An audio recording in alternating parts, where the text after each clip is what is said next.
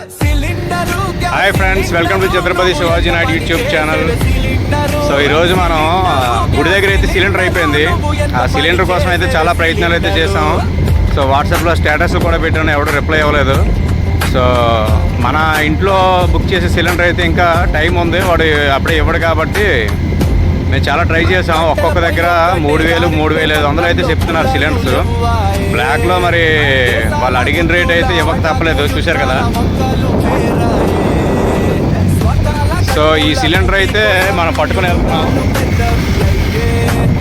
So cylinder రేట్లు బాగా దారుణంగా, అంటే ఒక సిలిండర్ కొంటే ఇంకా 3 సిలిండర్ కొన్నట్టు అయిపోతుంది అనమాట. నడపలేక మూసుకుపోయే